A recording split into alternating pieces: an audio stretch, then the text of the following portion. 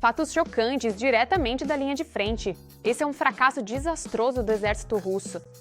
As Forças Armadas da Ucrânia são o exército mais poderoso do mundo. Até os Estados Unidos agora estão admitindo isso. A retaguarda da Rússia está em chamas.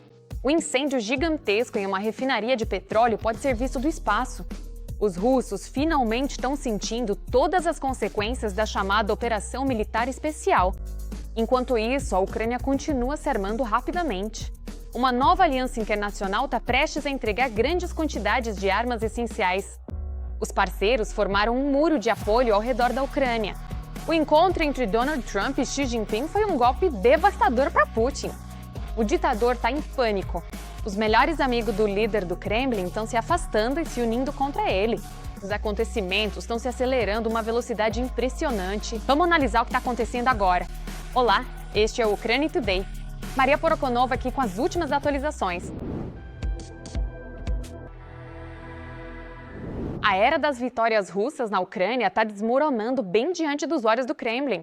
Até a CNN admite isso agora. As Forças Armadas da Ucrânia estão libertando mais território do que a Rússia consegue conquistar.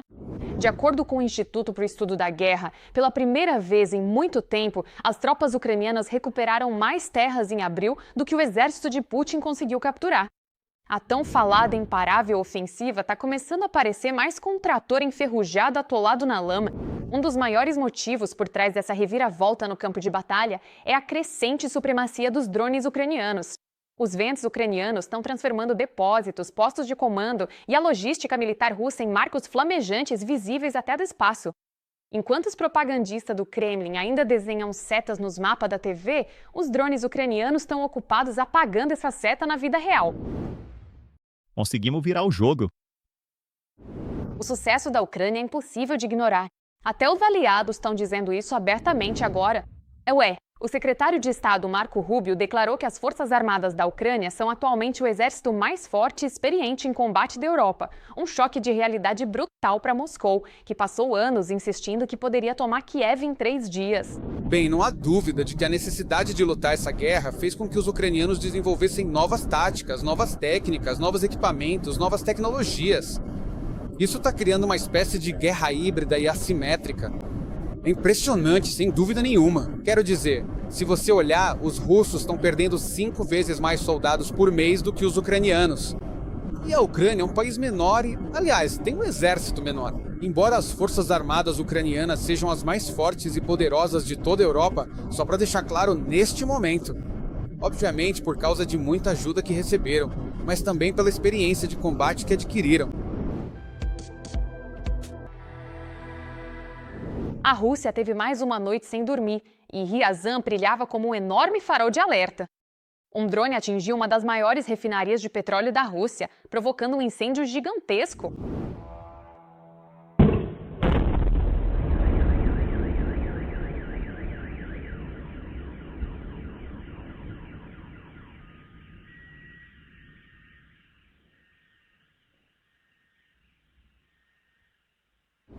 Explosões aconteceram por volta das 2 da manhã.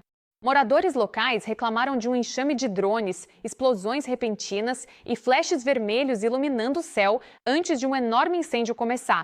Para muitos russos, provavelmente foi a primeira vez que a expressão Operação Militar Especial chegou diretamente às suas janelas. Canais do Telegram informam que o ataque atingiu a refinaria de petróleo de Ryazan, que faz parte da Rosneft.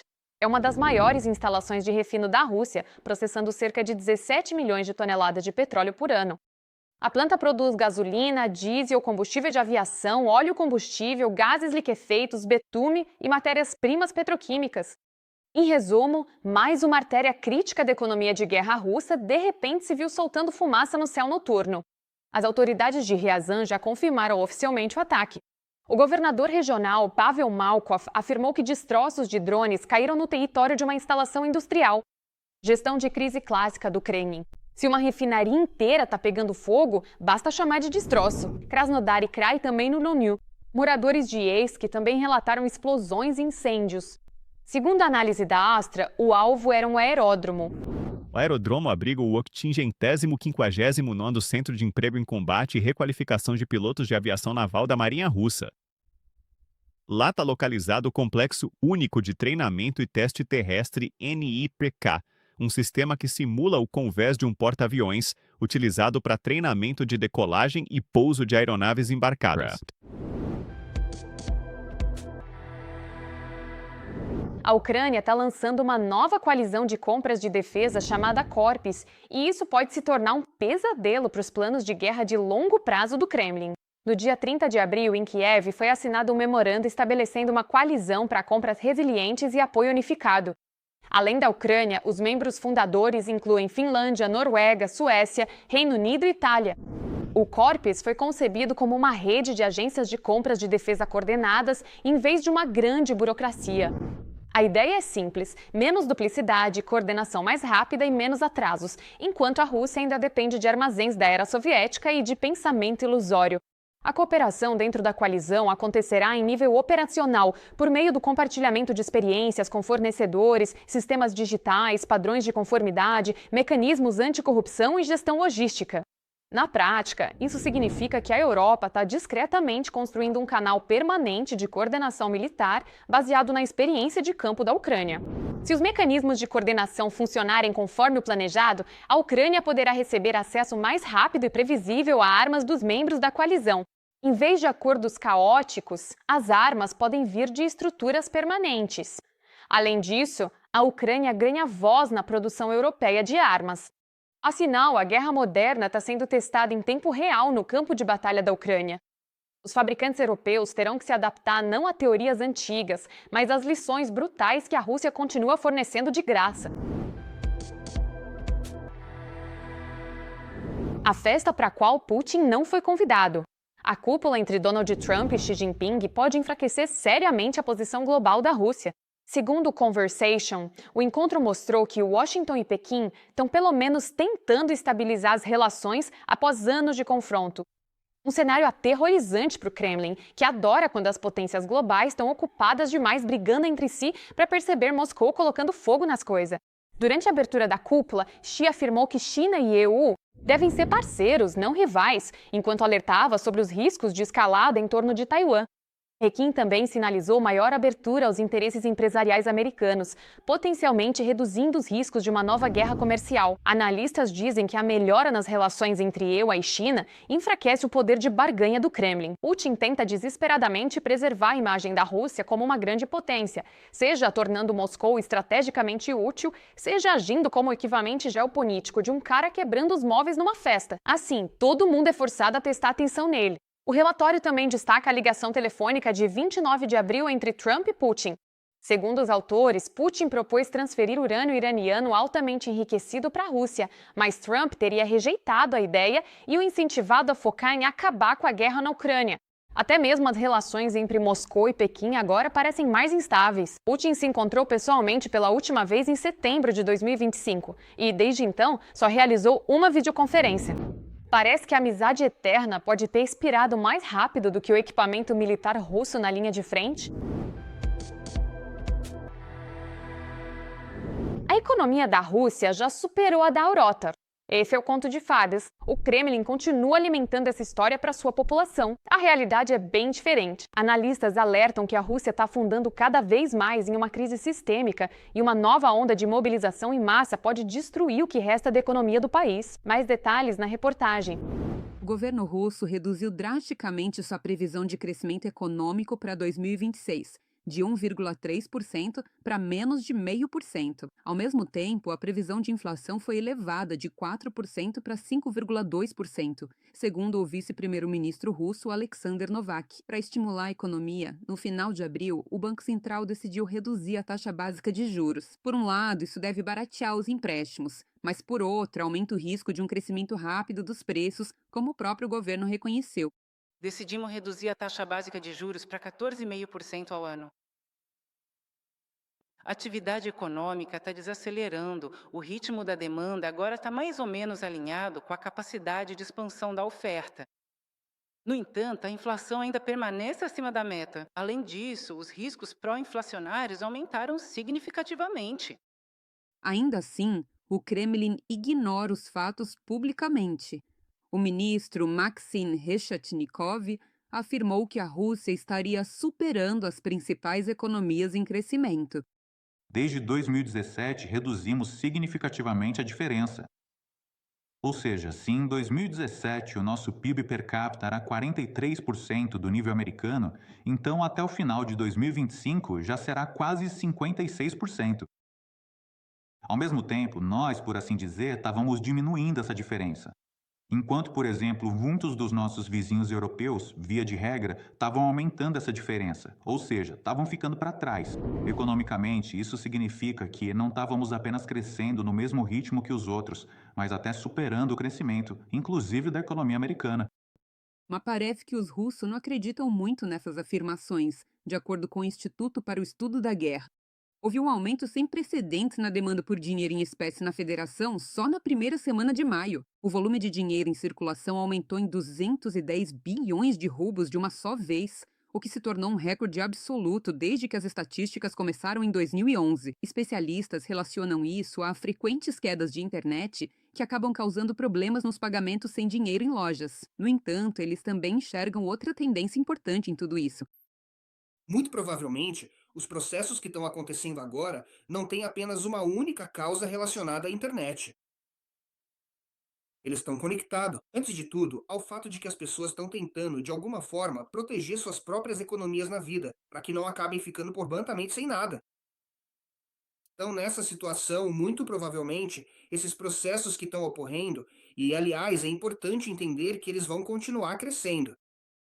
Desde 2025, a busca por papel moeda na Rússia quintuplicou. Segundo especialistas, isso indica o aumento da instabilidade russa. É absolutamente realista imaginar que filas possam se formar nos bancos, nas agências bancárias. Ao mesmo tempo, quero lembrar que, não importa quão alto seja o teto da taxa de juros, o sistema bancário russo ainda concede empréstimos para a economia. Agora, imagine uma situação em que há uma retirada em massa de dinheiro pelos depositantes enquanto os empréstimos não estão sendo pagos. O que acontece com o banco? O banco declara falência. O déficit do orçamento russo só no primeiro trimestre de 2026 superou a previsão anual esperada em uma vez e meia. A inteligência ucraniana prevê uma deterioração significativa nos indicadores econômicos da Rússia caso ocorra outra provável onda de mobilização. Se o Kremlin decidir continuar a guerra contra a Ucrânia por mais 1 ou 2 anos, será necessário enviar até 300 mil pessoas a mais para a linha de frente. Também é importante destacar as dificuldades financeiras da Rússia. O déficit orçamentário da Federação Russa já superou as cifras planejadas várias vezes. E sustentar centenas de milhares de soldados mobilizados exigirá despesas insustentáveis. A retirada em massa de trabalhadores da economia em meio à escassez de mão de obra só vai piorar a situação na Rússia. Afinal, a guerra moderna depende não tanto do número de soldados, mas sim do nível de equipamento técnico, dos sistemas de comunicação e das capacidades de guerra eletrônica. De uma publicação no site do Serviço de Inteligência Exterior da Ucrânia, Analistas alertam que uma nova onda de mobilização pode levar a uma fuga em massa de russos para o exterior, enquanto, após a mobilização de 2022, alguns imigrantes voltaram para casa. Desta vez, especialistas altamente qualificados podem deixar o país de vez, o que também afetará os indicadores econômicos. Natália Gussock para o canal Freedom TV. a Suíça anunciou oficialmente sua adesão ao acordo ampliado do Tribunal Especial para o Crime de Agressão contra a Ucrânia, segundo o ministro das Relações Exteriores da Ucrânia, Andriy Sybiha. Já são 35 países que confirmaram a disposição de aderir ao acordo. O próximo grande passo para o lançamento do tribunal é esperado em Chisinau, na reunião do Conselho da Europa. Tudo sobre isso aqui. Amanhã, dia 15 de maio, delegações de países europeus chegarão aqui, no Palácio da República. Aqui acontecerá a 135ª sessão ministerial do Comitê de Ministros do Conselho da Europa. Na pauta estão o combate à desinformação, a interferência estrangeira, o apoio à Ucrânia e o fortalecimento da segurança. Esta reunião tem tudo para se tornar histórica. O fato é que o Conselho da Europa planeja finalmente aprovar o acordo sobre o estabelecimento legal de um tribunal especial para o crime de agressão contra a Ucrânia. Nós responsabilizaremos aqueles que cometeram crime de agressão contra a Ucrânia. Eu conclamo todos os estados, tanto da Europa quanto de outras regiões, a se juntarem a essa iniciativa histórica. Isso é uma questão de princípios. Andriy Sybiha, ministro das Relações Exteriores da Ucrânia, na rede social X. O simples fato de criar um tribunal como esse já está sendo considerado um precedente histórico. Nada parecido aconteceu desde os julgamentos de Nuremberg após a Segunda Guerra Mundial. A questão é que investigar o crime de agressão de Moscou dentro do âmbito do Tribunal Penal Internacional é impossível, já que o país não é parte do Estatuto de Roma. Teoricamente, o Conselho de Segurança da ONU poderia tomar tal decisão, mas a Rússia é membro permanente do Conselho de Segurança e tem direito de veto. Portanto, a Ucrânia, junto com seus parceiros, escolheu um caminho diferente, criar um tribunal especial separado para o crime de agressão contra a Ucrânia. Esse tribunal deve responsabilizar as autoridades, a liderança militar e política, principalmente da Rússia e de outros cúmplices do crime de agressão em regimes aliados, como Belarus, Irã e Coreia do Norte. Aquelas pessoas que prepararam, planejaram, iniciaram e estão conduzindo a agressão contra a Ucrânia, que já tirou dezenas de milhares de vidas, nunca serão perdoadas por isso. A documentação legal desse crime e a punição dos responsáveis específicos, e não apenas da entidade abstrata do país Rússia, é extremamente importante. Sem isso, não haverá justiça na Europa. Reor Hitik, porta-voz do Ministério das Relações Exteriores da Ucrânia, em comentário para a United 24 Media. Se a votação na atual sessão ministerial do Comitê de Ministros do Conselho da Europa for bem sucedida, a etapa de coordenação política e jurídica para o lançamento desse mecanismo judicial estará essencialmente concluída. Após a assinatura dos documentos pertinentes, começará a implantação prática da infraestrutura do tribunal em Haia e, até o final de 2026, está previsto o estabelecimento de um comitê gestor responsável pela seleção de juízes e promotores. Nikita Skoblikov, Viktor Golovovko, Denis Antonenko, para o canal de TV Freedom. À margem da cúpula do Bucareste 9, Ucrânia e Lituânia assinaram um acordo sobre drones para cooperação em defesa, indústria e expertise militar. O presidente lituano, Gitanas Nausėda, declarou que a Lituânia trabalhará com a Ucrânia para fortalecer as capacidades de defesa, trocar tecnologias, expertise e inovações, especialmente na defesa aérea. Os participantes da cúpula também discutiram a segurança do flanco leste da OTAN e o apoio contínuo à Ucrânia. Mais detalhes na reportagem. A guerra da Rússia contra a Ucrânia é um desafio direto a toda a ordem euroatlântica, declarou o presidente da Polônia durante a abertura da cúpula do Bucareste 9. Ele co-presidiu a cúpula na capital romena junto com o presidente romeno Nikos Jordan. O Bucareste 9 é um formato de cooperação entre os países do flanco leste da OTAN, criado em 2015. O grupo inclui Polônia, República Tcheca, Eslováquia, Hungria, Romênia, Bulgária, Letônia, Lituânia e Estônia. A reunião de 13 de maio contou com a presença do chefe da aliança, Mark Rutte, e do presidente da Ucrânia, Volodymyr Zelensky. O tema principal da cúpula é o futuro da Aliança do Atlântico Norte e o fortalecimento da segurança do seu flanco leste, à luz da ameaça crescente da Rússia. Não deve haver dúvida sobre quem começou essa guerra brutal. Também devemos reconhecer plenamente o papel de Belarus, que continua apoiando os esforços militares da Rússia e permite que ações hostis e híbridas sejam realizadas a partir de seu território contra aliados e parceiros da OTAN. A Europa deve garantir que a Rússia nunca mais possa lhe impor ultimatos, afirmou o presidente da Ucrânia. E para alcançar isso, precisamos fortalecer nossas capacidades de defesa. Kiev está pronta para oferecer sua expertise militar, experiência de combate, inovações e cooperação no desenvolvimento e produção conjunta de armas aos seus parceiros, com foco principal em drones. Propus um acordo de drones para a União Europeia. Discutimos isso com Ursula von der Leyen e Antônio Costa. Mas é claro, isso precisa ser desenvolvido tanto no nível das instituições europeias quanto, sem dúvida, no nível de cada país individualmente. Deve ser um sistema multinível. Estou convencido de que todos nós precisamos de acordos bilaterais sobre drones, que ajudem a integrar cada elemento da defesa nacional, para que possamos responder às ameaças modernas utilizando as capacidades de fabricação da Europa e a expertise ucraniana, comprovada por uma defesa real em uma guerra real. A liderança e os esforços diplomáticos de Washington para resolver a guerra da Rússia contra a Ucrânia continuam sendo de suma importância, segundo o secretário-geral da OTAN. A tarefa dos aliados é apoiar a Ucrânia, que não está apenas mantendo a linha, mas também conseguindo empurrar o inimigo de volta na linha de frente. O presidente americano se reuniu com Putin no ano passado. Acredito que foi extremamente importante começar a dialogar com a Rússia. Esse é o caminho para sair desse conflito. Enquanto isso, precisamos garantir que a Ucrânia tenha tudo o que precisa para continuar lutando com máxima força. Isso inclui o apoio vital dos Estados Unidos. Esse apoio continua chegando à Ucrânia e é financiado pelos aliados europeus, além de todo outro suporte fornecido pelos europeus e pelos EUA. Quando a paz finalmente chegar, quando um acordo puder ser feito, Putin terá que fazer concessões. As declarações recentes do ditador russo sobre o suposto fim iminente da guerra contra a Ucrânia são recebidas com ceticismo pelos líderes europeus. Todos podem ver como a Rússia continua atacando cidades ucranianas e travando uma guerra híbrida contra a Europa, observou o presidente romeno Nico Jordan. Todas as estratégias militares russas não demonstram nenhum desejo de paz no continente europeu, e estamos respondendo a isso tanto por meio da cooperação bilateral quanto dentro da OTAN ou da União Europeia. Também posso acrescentar a guerra híbrida que cada um de nós está enfrentando. Vemos que isso continua e não observamos nenhum sinal de desejo de paz. Nico Jordan, presidente da Romênia, em seu discurso na cúpula do Bucarest 9. Os países da União Europeia estão em uma fase profunda de guerra híbrida com a Federação Russa. E em uma situação como essa, é necessário agir de forma proativa, acreditam os especialistas. Essa colaboração inclui parcerias estratégicas conjuntas e um trabalho extenso e ativo no desenvolvimento e implementação de sistemas avançados de segurança, como sofisticados sistemas antidrone.